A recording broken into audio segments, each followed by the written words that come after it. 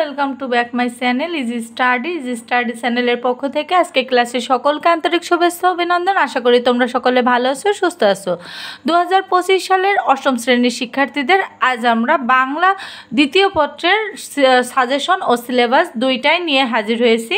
তোমরা যে সকল শিক্ষার্থীরা বাংলা দ্বিতীয় পত্র পরীক্ষা নিয়ে অনেক টেনশনে থাকো, অনেক হতাশায় ভোগো, তাদের জন্য আজকে আমরা একটা হেল্পফুল বা অনেক উপকারী একটা ভিডিও নিয়ে হাজির হয়েছি। প্লিজ তোমরা ভিডিওটা বন্ধুদের মাঝে একটু শেয়ার করে দিও, আর ভিডিওটা না টেনে সম্পূর্ণ মনোযোগ সহকারে দেখার অনুরোধ জানিয়ে আজকের ভিডিওটি আমরা শুরু করতে চলেছি। তো এখানে বাংলা দ্বিতীয় পত্রের যে সমস্যাটা হয়, বাংলা দ্বিতীয় পত্রের রিটেন সাইডে খুব তোমরা সুন্দর নাম্বার তুলতে পারো, কিন্তু বাংলা ব্যাকরণ থেকে যে টিকগুলো করা হয় সেই বাংলা ব্যাকরণ থেকে টিকগুলো সঠিক অ্যান্সার তোমরা করতে পারো না। তো এই যে কোথা থেকে পড়লে বা কোন টপিকগুলো পড়লে তোমরা খুব সুন্দরভাবে বাংলা ব্যাকরণের অ্যান্সার করতে পারবা বা প্রতিটা টিকেরই সঠিক অ্যান্সার করতে পারবা, তাই নিয়ে থাকছে আজকের এই বিস্তারিত ভিডিওতে। তো অবশ্যই তোমরা ভিডিওটা সম্পূর্ণ দেখো। আমাদের পরীক্ষাটা কিন্তু 50 মার্কের হয়, হ্যাঁ। তো 50 মার্কের যে রিটেন সাইডটা হয় সেই রিটেন সাইডটা নিয়ে আমি আগে আলোচনা করি, তারপরে আমি এমসিকিউ অংশটা নিয়ে অবশ্যই আলোচনা করব। তো এখানে দেখো, প্রথমে আমাদের যে থাকে রচনামূলক বা নির্মিতি প্রশ্ন 25 নাম্বার। এখানে যে 25 নাম্বারের আমাদের থাকে সেই 25 নাম্বার মানে মোট আমাদের বাংলা দ্বিতীয় পত্র পরীক্ষাটা হয় কিন্তু 50 মার্কের। এখানে আমাদের এমসিকিউ আসে 15 মার্কের, আবার আমাদের রিটেন সাইড আসে 25 মার্কের। তো এখানে মোট আমাদের কি 50 মার্ক। তো এই 50 মার্কের যে পরীক্ষাটা সেটা কিভাবে অনুষ্ঠিত হতে হবে সেটা নিয়ে আমি তোমাদেরকে এখনই বলবো। দেখো, প্রথমে আমাদের পরীক্ষার প্রশ্নে দেওয়া থাকবে অনুচ্ছেদ রচনা বা অনুধাবন দক্ষতা। অনুচ্ছেদ রচনা তোমাদের 2টি দেওয়া থাকবে, যে কোনো একটির প্রশ্নের অ্যান্সার তোমাদেরকে করতে হবে। এর মান থাকবে 5 মার্ক। অর্থাৎ তোমরা অনুচ্ছেদ রচনাটা যদি সঠিক করতে পারো তাহলে তোমরা 5 পাবে।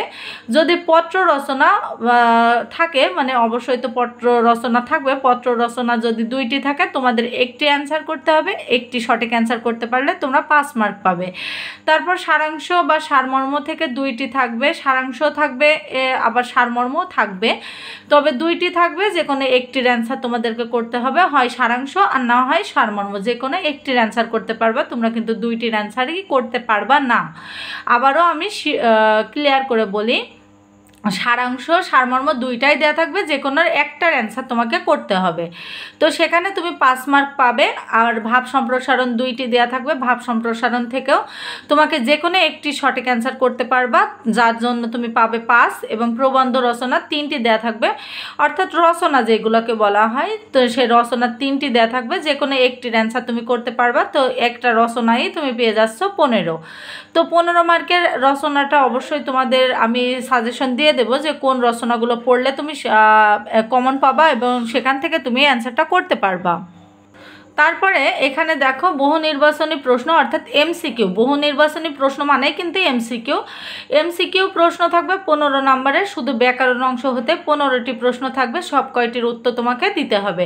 মানে ব্যাকরণ যে বইটা তোমাদের বাংলা দ্বিতীয় পত্র বই, সেখান থেকে শুধুমাত্র 15টা এমসিকিউ থাকবে। এখানে অনেকেই হয়তো ভুলভাল ভাবতে পারো যে বাংলা প্রথম পত্র থেকেও হয়তো এমসিকিউ আসবে বা বাংলা সহপাঠ থেকেও হয়তো এমসিকিউ আসবে। এটা একদম সম্পূর্ণ ভুল ধারণা। তোমাদের বাংলা দ্বিতীয় পত্রে যে এমসিকিউ আসবে সেটা সম্পূর্ণ বাংলা ব্যাকরণ বই থেকেই প্রশ্নটা করা হবে, এর অন্যথা কোথা থেকেও প্রশ্ন নেওয়া হবে না। তো এখন হচ্ছে তোমাদের কোন টপিক থেকে প্রশ্নগুলো করা হবে সেগুলো আমি এখনই দেখিয়ে দেবো। চলো আমরা সেগুলো দেখে আসি। তো এখন দেখো, এই যে আমাদের বাংলা দ্বিতীয় পত্র সাজেশন নিয়ে আমরা হাজির হয়েছি। এর মাঝে দেখো আমাদের যে বাংলা ব্যাকরণের যে অংশগুলো, অর্থাৎ যেখান থেকে পড়লে আমরা এমসিকিউ এর জন্য সুন্দর একটা প্রিপারেশন করতে পারবো, সেটা হচ্ছে বাংলা ভাষা ও ব্যাকরণ। ভাষা ও ব্যাকরণ, এটা থেকে ধ্বনি ও বর্ণ প্রকরণ, শব্দতত্ত্ব বা রূপতত্ত্ব, বাক্যতত্ত্ব, অভিধান, শব্দার্থ, এই মাত্র এই কয়টা টপিক পড়লে কিন্তু তোমাদের এমসিকিউ এর জন্য 100% প্রিপারেশন হয়ে যাবে। এবং এই কয়টা যদি তোমরা অ্যান্সার মানে পড়তে পারো সুন্দরভাবে বুঝে, তাহলে কিন্তু অবশ্যই তোমরা এখান থেকে এমসিকিউগুলো কমন পাবা। আর যদি এইগুলো বই থেকে পড়ে বুঝতে না পারো, অবশ্যই আমাদের এই চ্যানেলের ভিডিওগুলো দেখে নিয়ে এখানে খুব সুন্দরভাবে বাংলা ব্যাকরণগুলো খুব স্পষ্টভাবে বোঝানো হয় এবং খুব সুন্দরভাবে এখানে আলোচনা করে পড়ানো হয়।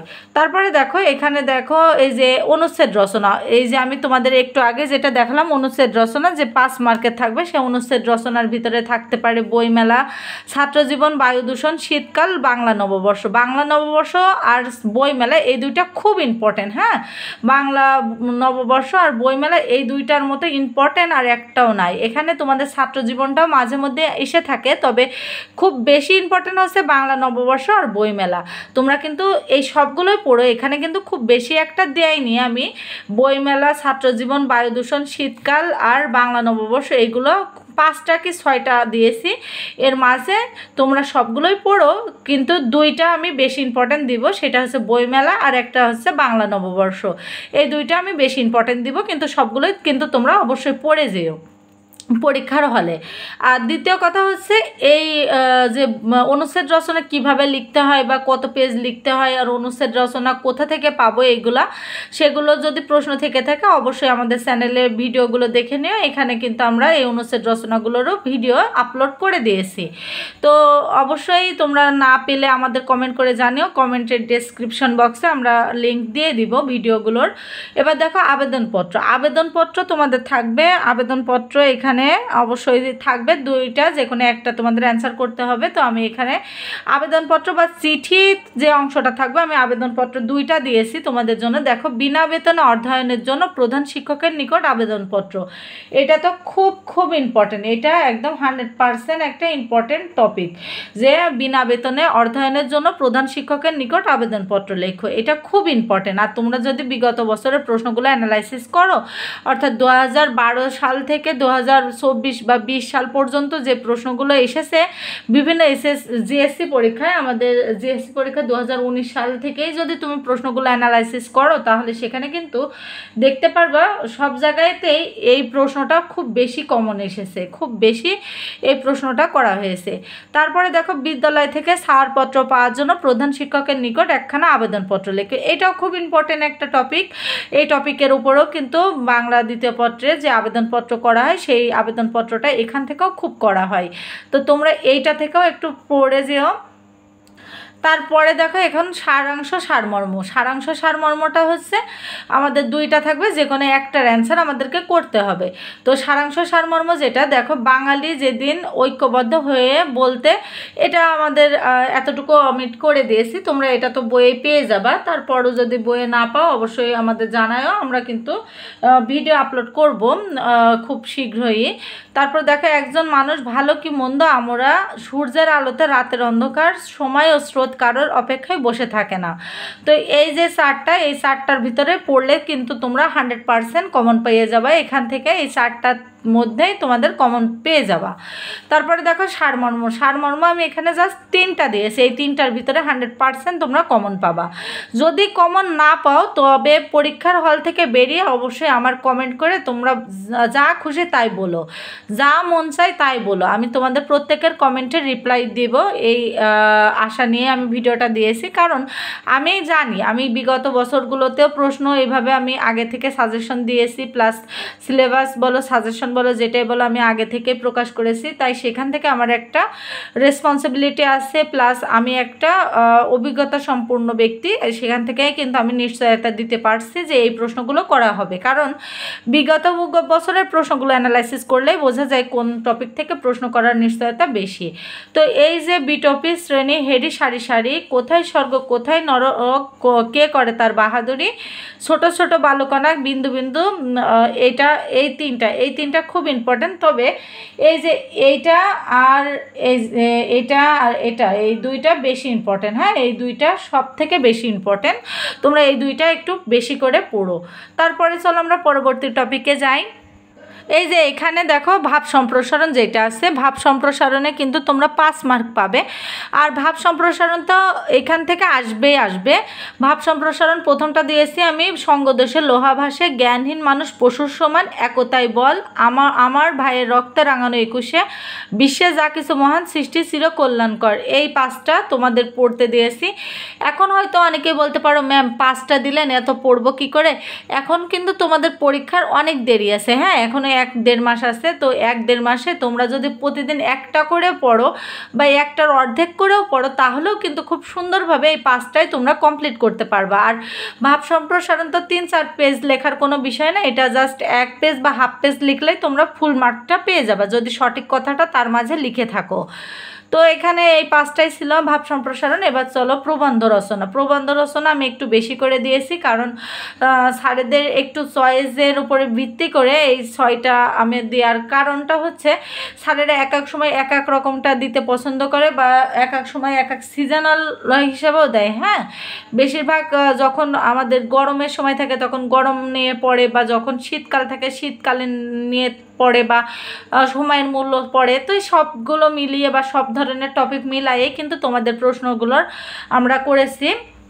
এখানে দেখো প্রথমে আমাদের স্বদেশ প্রেম দিয়েছি, স্বদেশ প্রেমটা খুব ইম্পর্টেন্ট।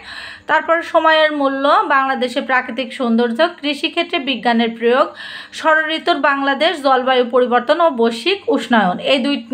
এই 6টাই ইম্পর্টেন্ট, এই 6টাই পড়বা। তবে এখান থেকে বেশি ইম্পর্টেন্ট এই যে স্বদেশ প্রেম, সময়ের মূল্য, ষড়ঋতুর দেশ, বাংলাদেশ, এই 3টা বেশি ইম্পর্টেন্ট। হ্যাঁ, এই 3টা একটু বেশি মনোযোগ সহকারে পড়ো, আর বাদ বাকিগুলো অবশ্যই পড়ে যেও। হ্যাঁ, কারণ রচনা তো আর মুখস্থ করার জিনিস না। রচনা যদি 2 থেকে 3 বার তোমরা একটু রিডিং পড়ে যাও, তাহলে সেখান থেকে খুব সুন্দরভাবে তোমরা অ্যান্সার করে আসতে পারো।